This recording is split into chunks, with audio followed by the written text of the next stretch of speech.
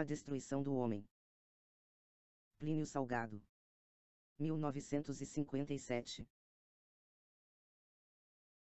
As intrínsecas questões políticas, de ordem internacional, que avassalam os povos e lançam as nações em perplexidade diante do dilema da paz e da guerra, originam-se de angústias sociais que parecem assinalar o período de transição em que a humanidade se esforça por adaptar-se a novas condições de vida, consequentes do desenvolvimento da técnica moderna. No fundo, o tema que serve de objeto às controvérsias dos dois mundos, o mundo ocidental e o mundo oriental, esse tema que se interpreta segundo dois critérios opostos, o do capitalismo burguês e liberal em contrapartida ao socialismo evolucionista ou revolucionário, é um tema cujas raízes se embebem num conceito de moralidade. A luta que se desenha nas Assembleias das Nações é uma luta entre duas concepções de Estado, ambas derivantes de uma única concepção de vida.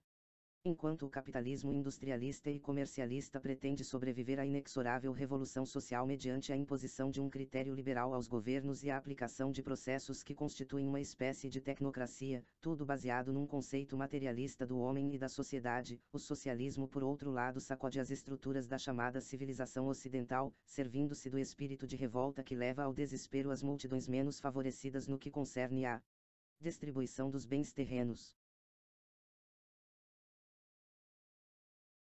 Ambos o capitalismo e o socialismo são intrinsecamente materialistas.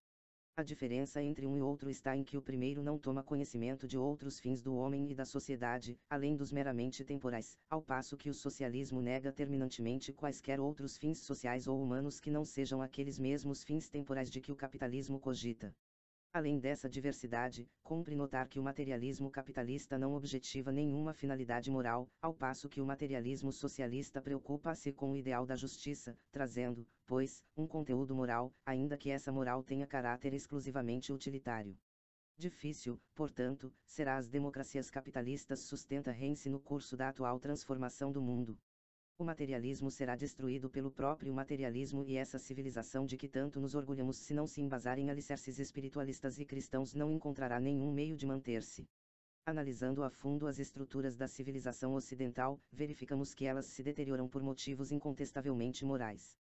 E a causa mais direta desse esboroamento reside na incapacidade do homem do nosso tempo em se afirmar na plenitude da sua virilidade.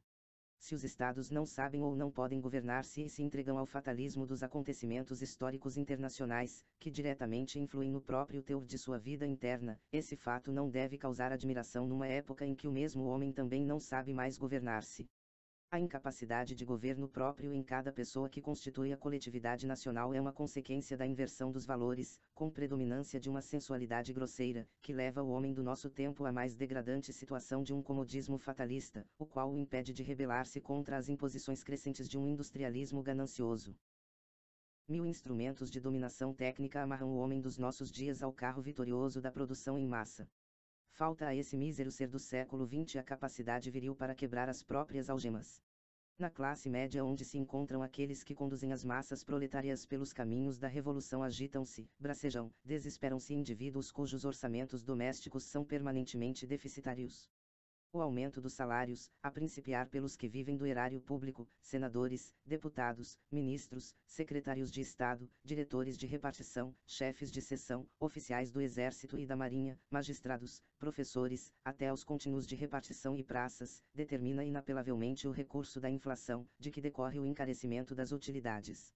Empobrecido o Estado, a sua miséria reflete-se na exiguidade dos transportes, na deficiência das vias férreas, das estradas de rodagem, dos navios mercantes, o que por sua vez determina a decadência das zonas rurais pela falta de estímulo e de assistência à agricultura.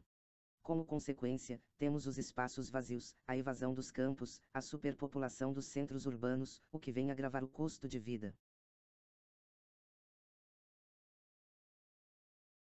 O homem moderno sujeita-se aos papéis mais ridículos, vende os seus pareceres, mercadeja o seu voto, comercializa as suas decisões, trafica a própria alma com os banqueiros, com os políticos, com os poderosos das finanças ou do Estado, e, de tal forma anestesia a sua sensibilidade, que já não encontra motivos de vergonha nos atos mais indecorosos que pratica. Esse é o aspecto geral da sociedade burguesa, da civilização capitalista, onde o dinheiro vale tudo, a virtude vale nada e o homem ainda menos vale.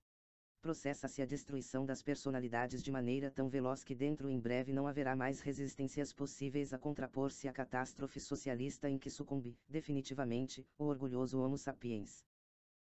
Urge, por isso, uma revolução espiritualista profunda. Impõe-se a reconstrução do homem. Essa reconstrução deverá começar pela restauração da autoridade familiar, baseada num conceito de vida cristã. Porque e assim reza o Evangelho, não é possível servir a dois senhores. Ou se serve a Cristo ou a Mamon. E Mamon é o terrível e trágico sentido do materialismo burguês capitalista, que nos conduz aos horrores do materialismo socialista de um Estado que assume as rédeas do governo de cada um, quando em cada um desapareceu a capacidade de governar-se.